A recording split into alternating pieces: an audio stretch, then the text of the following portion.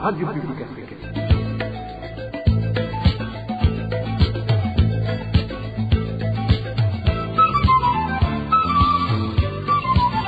Radio Publique Africaine.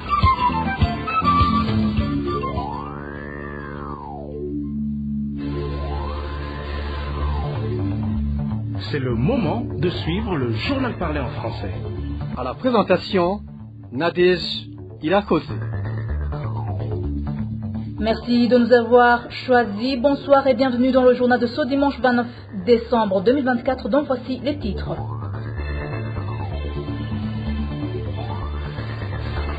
Bien que le gouvernement burundais a donné le feu vert à la société Sotrevo Mining Company pour l'exploitation du gisement de minerais de Mulehe en commune Wusoni, lors de l'émission publique de ce vendredi, le numéro 1 burundais a esquivé la question en rapport avec cette société. La zone de Gatumba en commune Mutimboudi, province de Bujumbura, est encore inondée par les eaux de la rivière Lusidi. Actuellement, les habitants de cette zone se trouvent dans une désolation totale.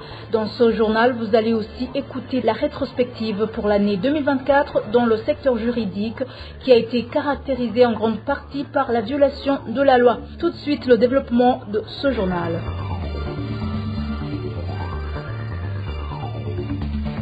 Encore une fois, bienvenue. Débutons ce journal par la page économie. Le gouvernement burundais a décidé, lors du conseil extraordinaire des ministres de lundi dernier, de valider la société Sotrevo Mining Company pour l'exploitation du gisement des minerais de Mulehe en commune Wusoni, province de Kirundo.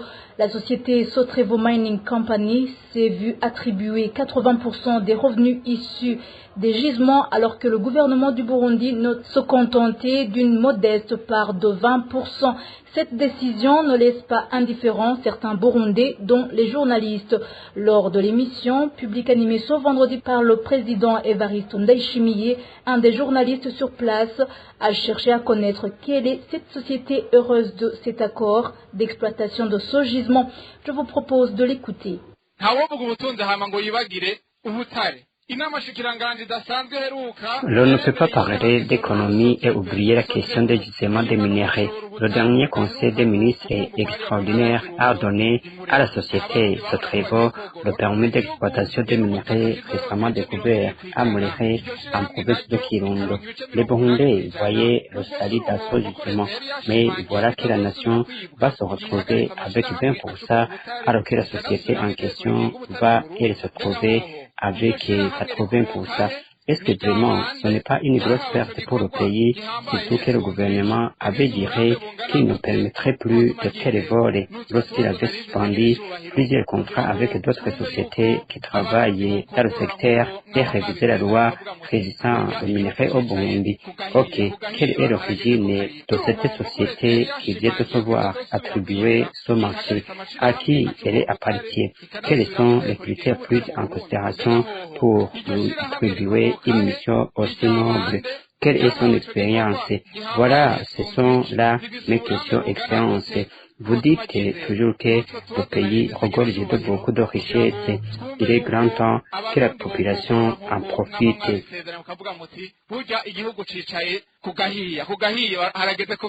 Dans sa réponse, le président Evariste Ndayishimiye a esquivé la question. Tout ce qu'il a pu expliquer, c'est que le chef des ingénieurs a 40 ans d'expérience en la matière. Suivez le président Evariste Ndayishimiye.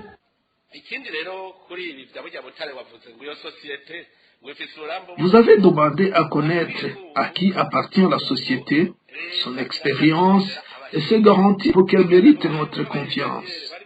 Je voudrais te dire que ces derniers temps, c'est le gouvernement qui se cherche des experts.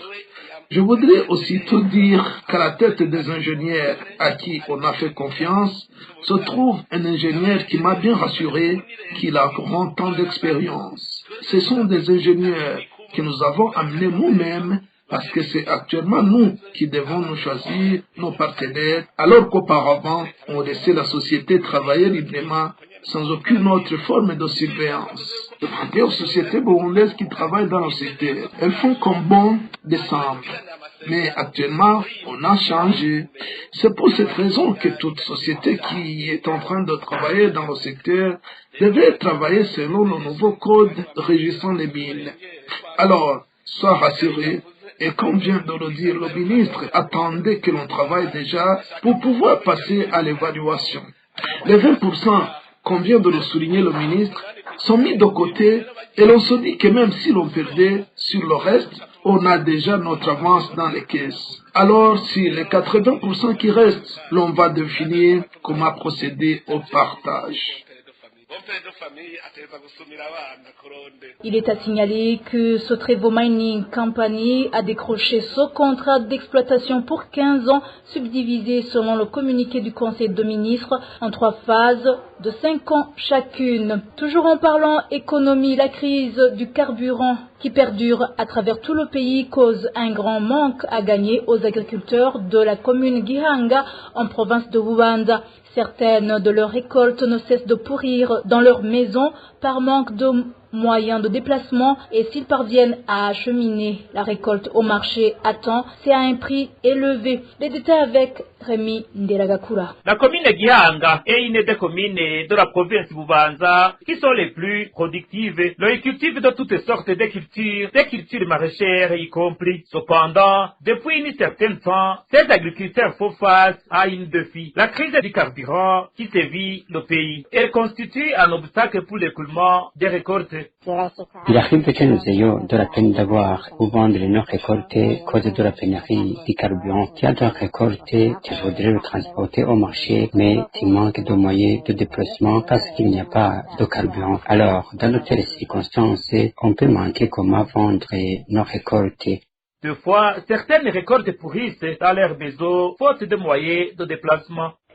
Alors, si ce sont des récoltes qui ne résistent pas, ça pourrit directement et ce sont des pertes pour les agriculteurs uniquement parce qu'il y a pénurie de carburant. Il serait alors souhaitable que la crise du carburant soit levée pour permettre aux agriculteurs de vendre leurs récoltes puisque ça leur coûte beaucoup d'énergie. Les agriculteurs demandent au gouvernement de résoudre le problème du carburant qui perdure et cause beaucoup d'ennuis à la population et à la nation de tout entière. Merci Rémi Ndelagakura. Les Burundais qui se rendent à l'étranger le font malgré eux. Ce sont les propos d'Oscar Boutare, président du Forum de la diaspora burundaise, FODIB en sigle, et c'est en réaction aux propos du président de l'Assemblée nationale du Burundi, Daniel Geraz Ndabirabe, qui semble dénigrer les Burundais de la diaspora. Pour Oscar Boutare, cette partie de Burundais sont à l'étranger, certains pour des raisons de sécurité, alors que pour d'autres, ce sont des raisons économiques.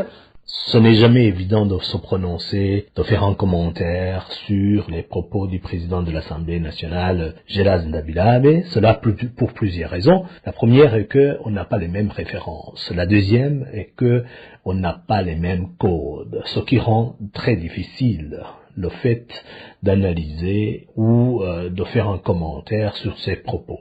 Mais comme il est malheureusement le président de notre Assemblée nationale, on est obligé de revenir parfois sur ses propos, essayer de trouver la substance, essayer de faire un commentaire pour essayer de disséquer ce qu'il a essayé. Il a essayé de transmettre comme message. Aujourd'hui, je vais me donner cet exercice de me prononcer sur ce qu'il a dit sur les Burundais qui se rendent à l'étranger. Monsieur Ndabirabe parle d'une façon condescendante et dénigrante des Burundais qui se rendent à l'étranger, comme si ces Burundais auraient eu d'autres choix. Il oublie que beaucoup de Burundais qui se rendent à l'étranger ou qui sont à l'étranger l'ont fait malgré eux, n'ont pas eu d'autre choix que de partir. Il y a beaucoup de Burundais qui sont sous mandat d'arrêt international, et cela injustement, sans la moindre justification, sans la moindre motivation. Il y a aussi beaucoup de Burundais qui se rendent à l'étranger pour des raisons sécuritaires, pour des raisons de santé et pour des raisons même économiques. Beaucoup de familles au Burundi n'arrivent pas à joindre les deux bouts du mois. Beaucoup de parents n'arrivent pas à payer les frais de scolarité de leurs enfants. Beaucoup de Burundais, beaucoup de parents n'arrivent même plus à nourrir leur famille, ce qui rend la vie intenable au Burundi. Le choix entre la mort, voir ses enfants mourir de faim, et partir chercher ailleurs, le choix devient beaucoup plus facile. Personne ne se rend à l'étranger avec plaisir. On prend cette décision, la mort dans l'âme, d'aller à l'étranger, parce que ce n'est plus possible de vivre paisiblement dans son pays. Toujours selon Oscar Boutale, la question d'égalité de genre évoquée par Daniel Gelaz Ndabilave n'est pas un scandale. L'égalité de genre devrait être une réalité même au Burundi, estime Oscar Boutale, que je vous propose d'écouter encore une fois. M. Ndabilave a parlé aussi de l'égalité de genre en Occident, qui est une réalité, comme si c'était un scandale, et que les Burundais qui se rendent à l'étranger devront considérer cela et ne pas se rendre à l'étranger parce que les hommes peuvent peut-être se retrouver égaux aux femmes devant la loi en Occident, ce que pour moi je trouve aberrant, parce que sous d'autres cieux, normalement les hommes et les femmes sont égaux devant la loi. On ne devrait pas, de tels propos ne devront pas provenir d'un président de l'Assemblée nationale, parce que l'égalité de genre devrait normalement être une réalité même chez nous. Que de tels propos proviennent du président de l'Assemblée nationale, ça en dit long sur le chemin que nous avons à parcourir pour arriver à cela, parce que l'objectif est normalement d'arriver à ce que les femmes et les hommes soient égaux devant la loi et qu'il n'y ait plus d'hiérarchie entre les hommes et les femmes. C'était Oscar Boutale, président du FODIB. Après une courte pause, c'est la page santé. En page santé, certaines familles burundaises manquent encore à répondre au programme de vaccins pour leurs enfants. Selon le communiqué de Gavi, l'Alliance mondiale pour les vaccins et la vaccination, certaines familles évoquent le problème de distance pour se rendre au centre de santé, alors que d'autres évoquent le manque de temps. Les détails avec Dani Claire, Ilat Koumba. Cette analyse est portée sur les données recueillies du 1er au 30 avril 2024 auprès de 8436 ménages situés dans des communautés transfrontalières, selon le communiqué de Gavi publié ce samedi 28 décembre sur le site web Relief. L'enquête a été faite dans les communes de Wusoni en province de Kirundo, Mutimbuzi en province de Bujumbura, Lugombo en province de Chibitoke et Mawanda en province de Makamba. 64,9% de ces ménages qui ont été l'objet d'enquête comptent des enfants de moins de 5 ans. Selon son communiqué, environ 74,8% des ménages enquêtés indiquent que le trajet pour atteindre le centre de santé le plus proche est supérieur à 30 minutes. Cette distance peut, selon le communiqué, constituer un obstacle à l'accès régulier aux soins de santé. Malgré ces défis, précise le communiqué, 74% des enfants disposent d'un carnet de vaccination, ce qui est crucial pour le suivi de la vaccination infantile. Environ 5,4% des ménages ayant des enfants de moins de 5 ans signalent que le manque de temps est un obstacle majeur à la vaccination. Cependant, selon le communiqué de Gavi, une proportion de 88,4% des ménages ayant des enfants de moins de 5 ans affirment que la vaccination de leurs enfants de moins de 5 ans est en cours ou déjà achevée. Concernant les enfants 0 dose, 0,5% des enfants de moins de 5 ans, soit 39 enfants, n'ont jamais reçu de vaccin. Merci Dani Claire. Ilatkoumba, à présent parlons environnement. La zone de Gatumba en commune Mutimbuzi, province de Bujumbura, est encore une fois inondée par les eaux de la rivière Rusizi. Les habitants de cette zone indiquent que même ceux qui avaient eu de la chance à trouver de quoi préparer pour les fêtes de fin d'année ne parviennent pas à trouver de l'espace pour la cuisson car les maisons ont été envahies par les eaux. Pour le moment, c'est la désolation totale au sein de la population. Reportage signé Emmanuel Niungeko.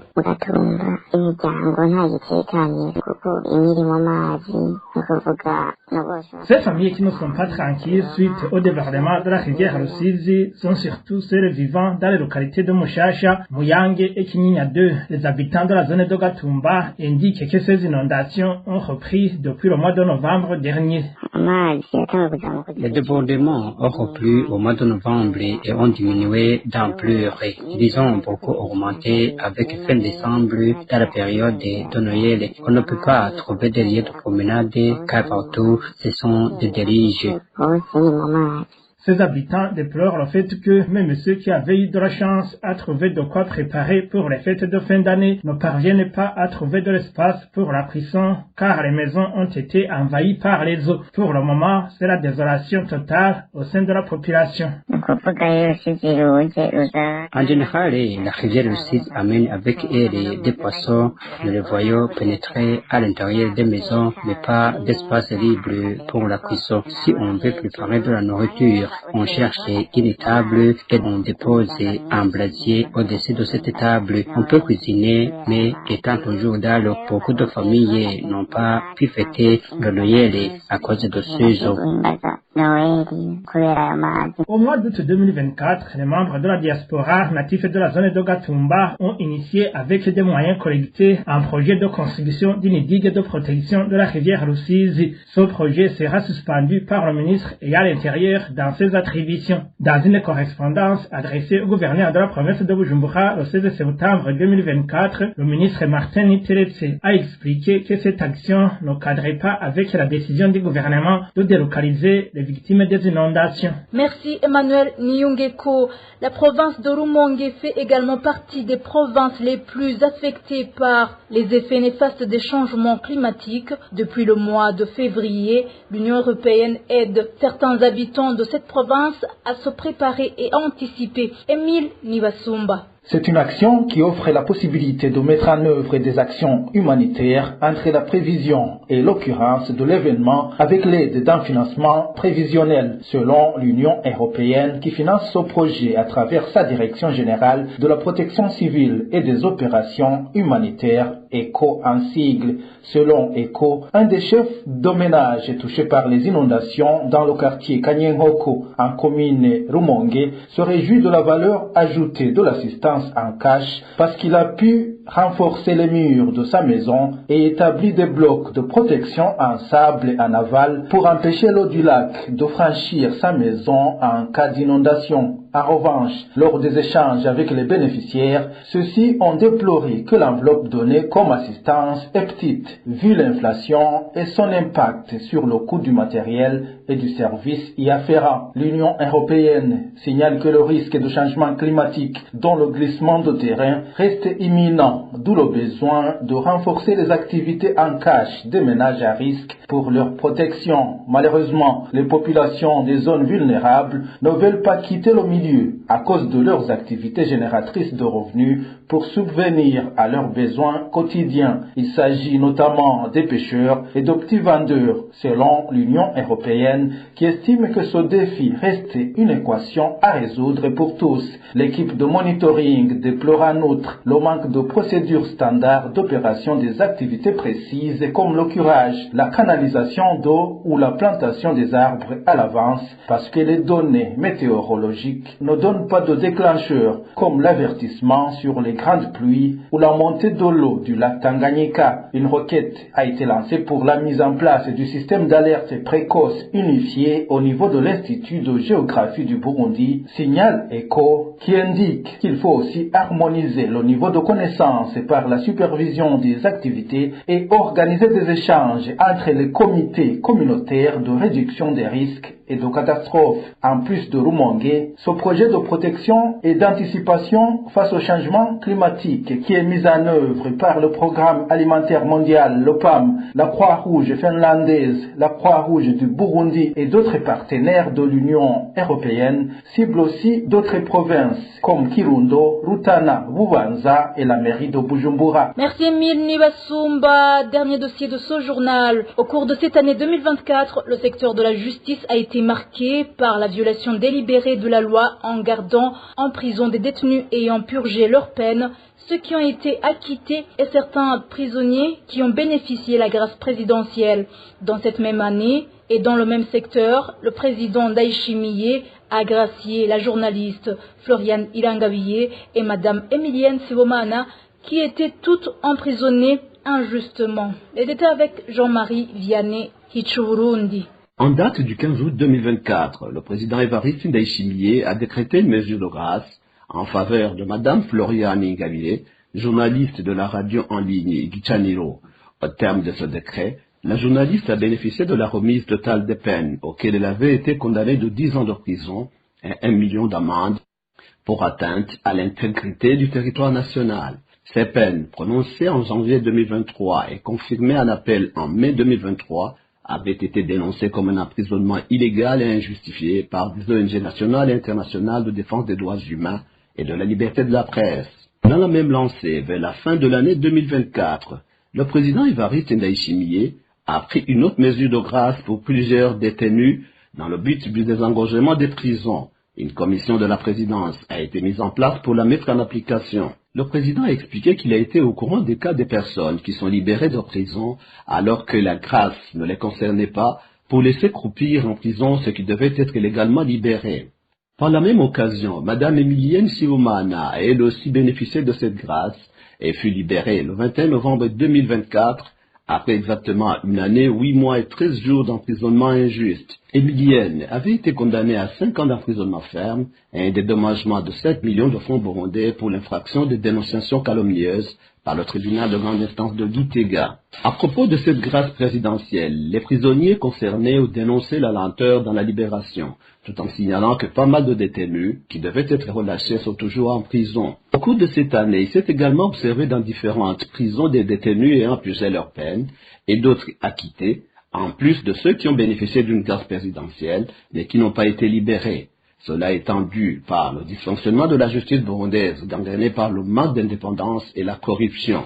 Toujours dans le domaine de la justice, en date du 12 novembre 2024, le président Évariste Ndayishimiye a signé un décret portant nomination du président de la Cour suprême. Emmanuel Gateretse, qui occupait ce poste depuis 2019, a été remplacé par Gamaliel Ngourinziza. Ce décret portait également sur la nomination des présidents des tribunaux de grande instance du pays. Nous ne saurions pas terminer sans revenir sur le procès du docteur Christophe Sahabo et Kira Hospital contre l'État du Burundi. Il s'agit d'un procès qui a débuté le 12 décembre, mis en délibéré le 16 décembre 2024. Au cours de ce procès, il a été clair que les avocats de l'État ont manqué les preuves tangibles de culpabilité de ce qu'ils avançaient. Toutefois, le ministère public ne s'est pas empêché de demander une peine de 5 ans de prison contre Christophe Sahabo et Jean-David Pillot, qui fut président du conseil d'administration de cet hôpital. Un réquisitoire jugé fantaisiste par les observateurs qui suivent de près ce dossier. Merci Jean-Marie Vianney Hichu-Burundi. Et voilà, chers auditeurs, c'est ici que nous mettons un point final au journal de ce dimanche 29 décembre 2024. Merci pour votre aimable écoute. Merci également à tous mes collègues pour le travail accompli. Bon dimanche à tous.